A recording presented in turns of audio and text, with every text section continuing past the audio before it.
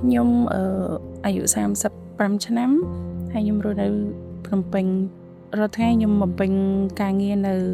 ជាអ្នកគិតលុយនៅហាងមួយ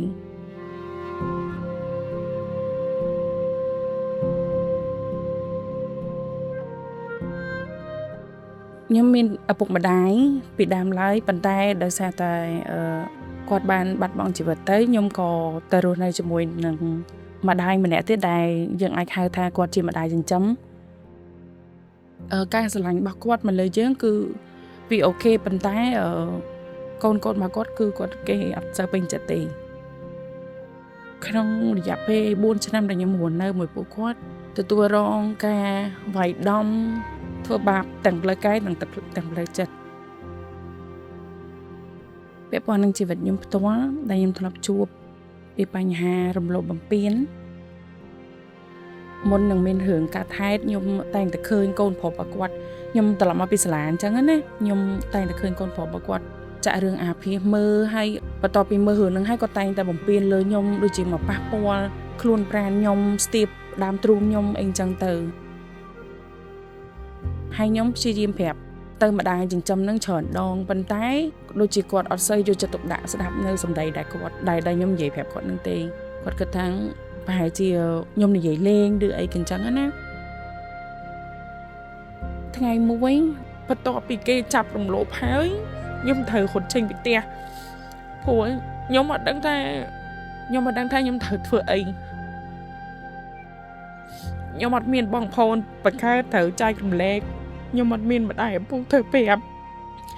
ជាក្មេងស្រីម្នាក់ដែលខ្លាចពីព្រោះពេលដែលគេធ្វើសកម្មភាពហ្នឹងហើយគេគំរាមយើងតែគេនឹងសម្លាប់យើងបើមិនជាយើងប្រាប់ចែខ្ញុំតែតោខ្ញុំគេងតាមចាំខ្នល់ខ្ញុំគេងតាមស្រាប់ផ្ទះគេខ្ញុំគេងនៅក្នុងផ្សារទាំងមានកៅអៅតាមមួយកផ្លេហើយប្រឡាក់ឈាមថ្ងៃមួយក៏ខ្ញុំទៅគេងនៅក្នុងផ្សារដល់ម៉ោង4ជាងក៏អ្នកគេលក់កាទៀវលក់បបរគេងើបមកធ្វើបបរធ្វើកាទៀវអីចឹងណាខ្ញុំក៏សម្រេចចិត្តលើកដៃសុំគាត់ដើម្បីលាងចានឬក៏សម្អាតធម្មតាអាហារ3ពេលអូខេខ្ញុំអូខេយូរទៅគាត់ឃើញអាណិតក៏គាត់ហៅទៅគេនៅផ្ទះគាត់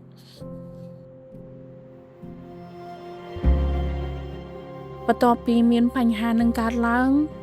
ខ្ញុំប្រើពេលវេលាច្រើនមែនទែនដើម្បីព្យាបាលអារម្មណ៍ផ្លូវចិត្តមួយហ្នឹងគឺច្រើនមែនទែនខ្ញុំព្យាយាមសម្លាប់ខ្លួន2ដងប៉ុន្តែអត់ស្លាប់ព្រោះពេលដែលខ្ញុំព្យាយាមសម្លាប់ខ្លួនហើយខ្ញុំដឹងខ្លួនឡើងវិញខ្ញុំគិតថាខ្ញុំអត់ស្លាប់អញ្ចឹងបានន័យថាជីវិតខ្ញុំអត់អស់ពេលហ្នឹងឯងក៏ងើបឈរហើយព្យាយាមលើកខ្លួនឯងព្យាយាមលើកទឹកចិត្តខ្លួនឯងខ្ញុំចូលចិត្តធ្វើការហើយចូលចិត្តដាំផ្កាចូលចិត្តចិញ្ចឹមត្រីចិញ្ចឹមកូនសត្វតូចៗអីអញ្ចឹងទៅអាហ្នឹងធ្វើឲ្យអារម្មណ៍ខ្ញុំសប្បាយចិត្តអត់សូវគិតច្រើនពីបញ្ហាមួយហ្នឹង